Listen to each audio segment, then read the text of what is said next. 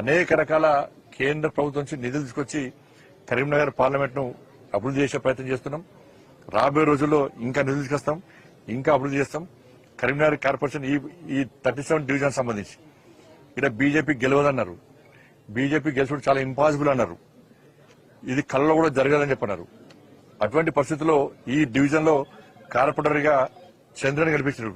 చంద్ర ఇలియాస్ టింకు గెలిపించిన తర్వాత ప్రజలు ఏ నమ్మకం, ఏ విశ్వాసంతో భారతీయ జనతా పార్టీని గెలిపించారో, కాశాభ్యాన్ని రేపటి ఆడించారో ఈ ప్రాంతాన్ని ఇంకా సుందరంగా తీర్చిదిద్దుతాం. ఇక్కడ ప్రజల యొక్క సమస్యలు లేకుండా సమస్యలు లేని డివిజన్ గా ఈ ప్రాంతాన్ని తీర్చిదిద్ది ప్రత్యేకంగా నిధులు కేటాయించి ఈ ప్రాంతాన్ని అభివృద్ధి చేస్తామని చెప్పి ఈ సందర్భంగా తెలియజేస్తున్నాం.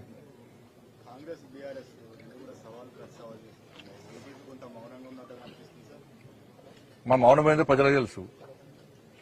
ఇలా కాంగ్రెస్ బీఆర్ఎస్ నేను నిన్న మాట్లాడాను. నిన్న ఇద్దరు ఆడిన డ్రామా చూసి ప్రజలు నవ్వుకుంటున్నారు. బిగ్ బాస్ షోను మైమర్పించే విధంగా వాళ్ళిద్దరు షోలు ఉన్నాయి. వీళ్ళు అవినీతి పరులని వాళ్ళు అంటున్నారు, వాళ్ళ అవినీతి పరులను వీళ్ళు అంటున్నారు.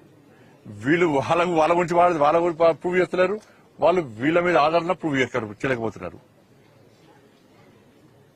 ఇలా బీఆర్ఎస్ పార్టీలో పోటీ, ఒక నాయకుడు వచ్చి మీడియా గ్రౌండ్ అయినా ఇంకో నాయకుడు వెళ్ళండి. వాళ్ళ కాంగ్రెస్ పార్టీలో కూడా పోటీ, టీవీలలో కవరేజ్ కోసం, మీడియా కవరేజ్ కోసం వీళ్ళు పడ్డటువంటి తంటాలు అంతా ఇంత కావు.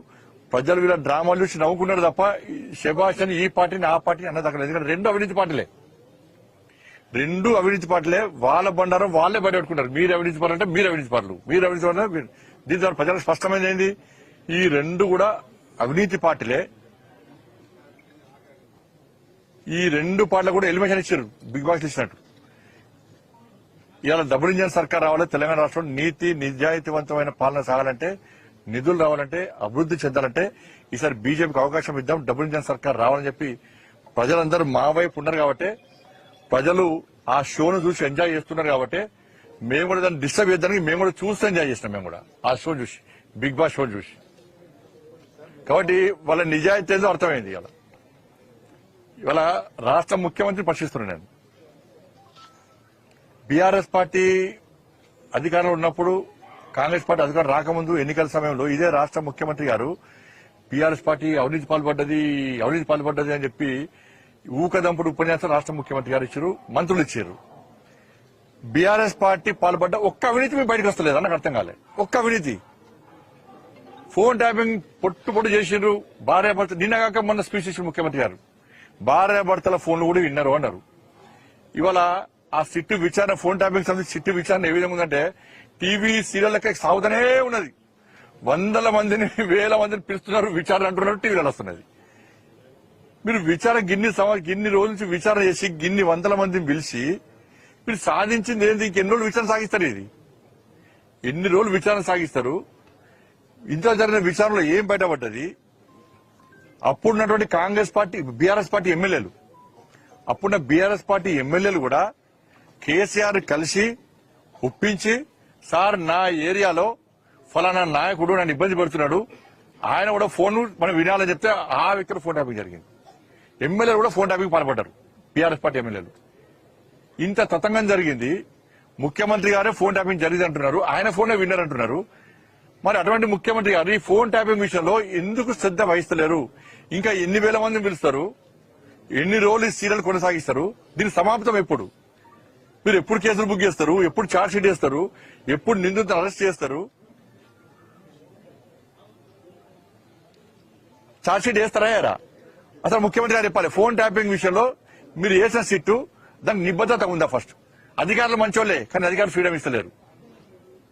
రాష్ట్ర ముఖ్యమంత్రి గారి ఆదేశం ఏంటంటే దీనికి ఇట్నే చెప్తూనే ఉండరు. ఇక ఛార్జ్ షీట్ లేదు, ఎంక్వైరీ లేదు, ఏం లేదు, టైం పాస్ పాలిటిక్స్ అని కూడా.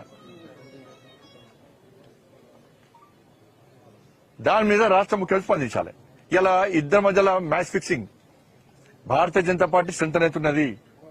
నితిన్ నబీన్ గారు తెలంగాణ రాష్ట్రంలో పయనించిన తర్వాత పార్టీ కార్యకర్తల ఇంకా జోష్ వచ్చింది.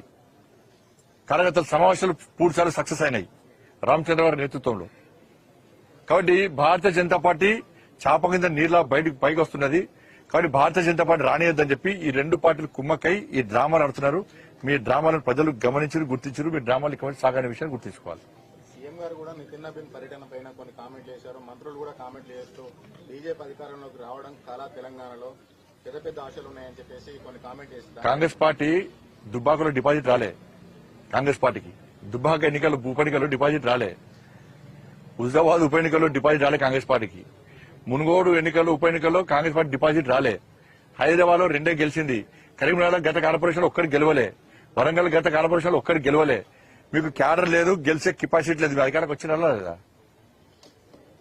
కానీ మీడకి హవాలా రా. మేము కాంగ్రెస్ పార్టీ మీద ప్రజా సమస్యల యుద్ధం కొనసాగించి ప్రజల మెప్పు పొంది ప్రజల ఆశీర్వాదంతో మేము వస్తాం అధికారంలోకి. సార్ ఇంకొకటి అర్బన్ ఛాలెంజ్ ఫండ్ అని చెప్పేసి మీరు తీసుకొని వచ్చామని